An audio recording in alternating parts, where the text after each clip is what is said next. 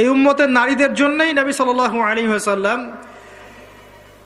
4টা কাজের সুসংবাদ দিয়েছেন। 4টা কাজ করতে পারলেই জান্নাতের যে কোনো দরজা দিয়ে ইচ্ছা তারা প্রবেশ করতে পারবে। বাসায় গিয়ে এই হাদিসটা শুনিয়ে দিয়েন। 1 নাম্বার, তারা যদি 5 ওয়াক্ত নামাজ পড়তে পারে, 5 ওয়াক্ত নামাজ টাইম টু টাইম পড়তে পারে। 2 নাম্বার, তারা যদি রমজান মাসে সওম রাখতে পারে। 3 নাম্বার, তারা যদি লজ্জাস্থানের হেফাজত করতে পারে, মানে পর্দা করতে পারে। এখানে আমি খাস পর্দা বোঝাচ্ছি, ডিজিটাল পর্দা বোঝাচ্ছি না, খাস পর্দা বোঝাচ্ছি। পোশাক এমন হবে না যেটা পরলে শরীরের কাঠামো বোঝা যায়, এমন পোশাক চলবে না। পোশাক এমন হবে না যেটা পরলেও বাহির থেকে ভিতরের অঙ্গ দেখা যায়। পোশাক এমন হবে না যেটা অমুসলিমদের সাথে সাদৃশ্য আছে। আর পোশাক এমন হবে না যেটা পুরুষদের পোশাক। তারা যদি তাদের লজ্জাস্থানকে হেফাজত করতে পারে।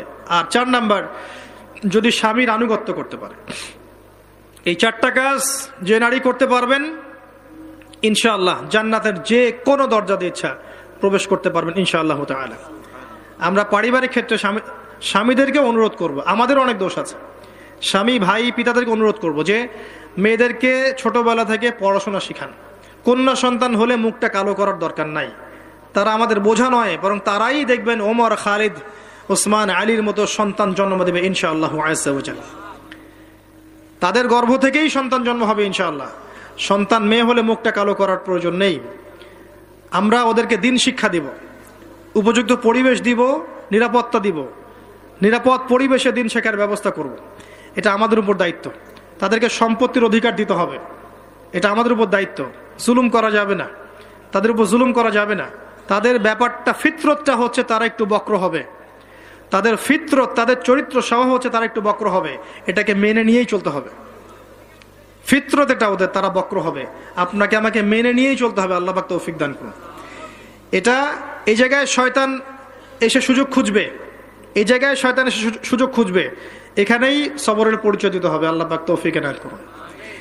হাঁটার বর্ণনা আল্লাহ পাক দিয়েছেন। এখনকার জেনারেশনে মেয়েদেরকে আপনি হাঁটা শেখান।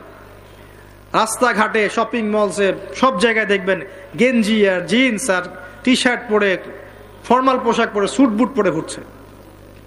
মাঝে মাঝে পোশাকের এখানে ওখানে ফাড়া ছেঁড়া, এটাই নাকি স্টাইল।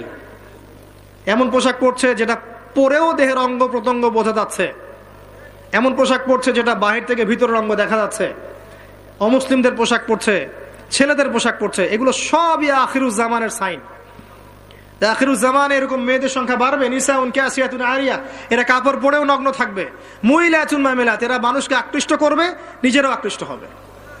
এরা জান্নাতের গন্ধও পাবে না, যদিও জান্নাতের গন্ধ যোজন যোজন দূর থেকে পাওয়া যায়।